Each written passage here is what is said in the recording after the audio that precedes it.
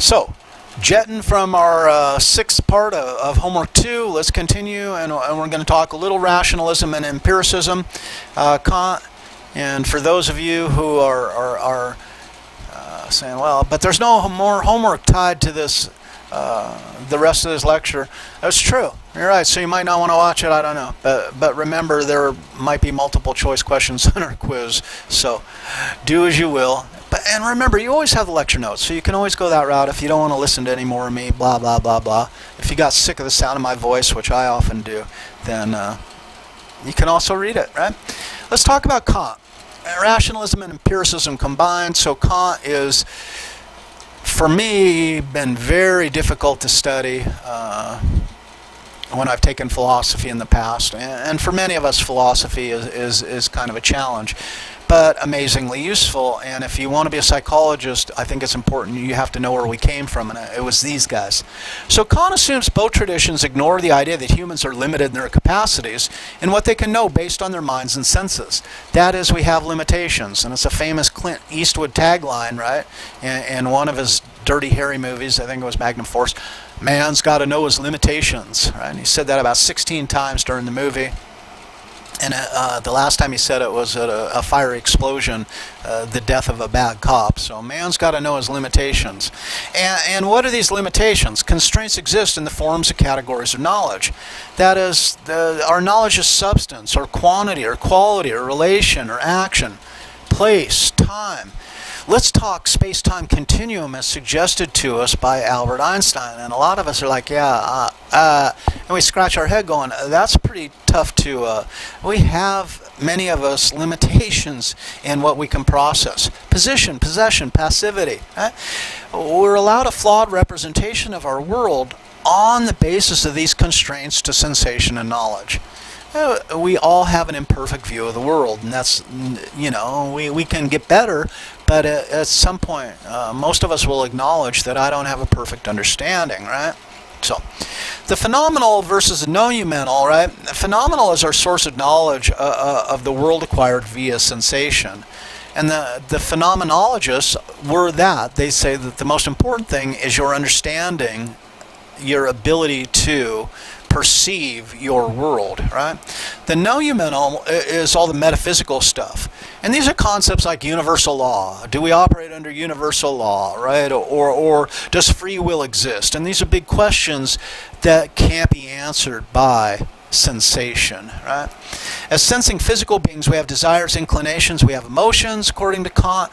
As rational beings, we have the ability to recognize a priori laws despite our desires, our inclinations, and our emotions. And a priori laws are things that exist beyond or outside of us, right? So we might ask questions like, is murder justified? Is murder ever justified? And if we look at the legal definition of murder, most of us will say, well, murder is never justified. Notice this is not the same question, is killing ever justified? So there's a legal definition to murder, right? Is taking the property of another ever justified without their permission? So these a priori laws, right? Now Kant, reasoning, to make good moral judgments, our reasoning should be free of emotion. So we set aside the emotion and rely simply on reason. Notice, desire to own another person's property, right? There's kind of this emotional, desire-driven, and I step back and I say, well, yeah, I want it, but let me set aside that want, and let me say, is that appropriate? Is that consistent with natural law, right? So in contrast to physics, the law of the phenomenal, which is all laid out and we can study and we can experiment and we can replicate the experiments, ethics is born out of Kant. So universal moral law, what defines ethical behavior is determined a priori outside of our emotional state. Universal moral law can be rudimentally construed as the golden rule, right? Do unto others as you would have them do unto you. Except that that's largely being supplanted now, at least by some of us. The golden rule is do unto others as you would have them do unto you. The platinum rule is do unto others as they would have you do unto them. And that is that people should be able to select their own treatment, not have your idea of what their treatment should be imposed on them. But regardless, you can see how these are universal big laws that represent ethical behavior. Sympathy leads to philanthropy, but largely emerging from emotion. That is, I give to others because I sympathize with their plight, right? Duty leads to philanthropy from an internalization of moral law. This is my responsibility as a fellow human being. Habit may be the shift from sympathetic responding to duty-type responding. That is, I learn to help others because I feel that it's the right thing to do, but over time it becomes habitual and it becomes one of my incorporated duties. So I take something that was emotionally driven and it becomes kind of internalized rationally, if we want to look at that. So affect and passions, tricky definitions, and I know you're looking forward to that statement, tend to be briefer and operate in bursts of potential with high levels of strength. So affects, boom, boom, boom. They arise, they can be relatively intense, but they have kind of a temporary quality to them. A skilled persuasive argument, emotional appeal would operate at this level. So I want to get people jacked up, I want to get them charged up, right? I want to activate these emotions, but I realize that the activation will be largely temporary, so I might have to do it over and over and over and over again. And you can see especially fascist leaders like Mussolini or Hitler, what did they do? They held rallies, and they held rally after rally, right? And they get people jacked, and then they get them jacked again. And then they distort the media. They bring in propaganda to reinforce so that people are brought into this state over and over and over again. And they become habituated. Now, passions allow or require reflection, and they may persist. They may have a greater effect on subsequent perception, and that is often the perception of scapegoats that have been presented to activate the affects. And note, these definitions, affect and passion here, are defined for Kant quite a bit differently than we've seen in other people. At least the difference between the two. Affect, anger, upon reflection, may transform to a passion described as vindictiveness or hatred.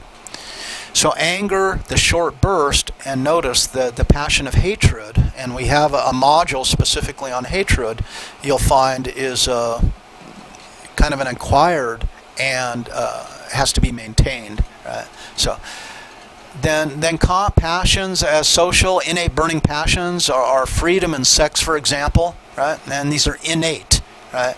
So if we're confined, we want to break loose, right? And some of my cats, when it's time to go to the vet, man, I put them in that cage. First thing they do is they're just bouncing inside and outside of that cage. This is an innate, inborn. They didn't think, oh, I'm in a cage and I must respond this way. I'm in a cage, I'm confined, I'm going to break loose, right?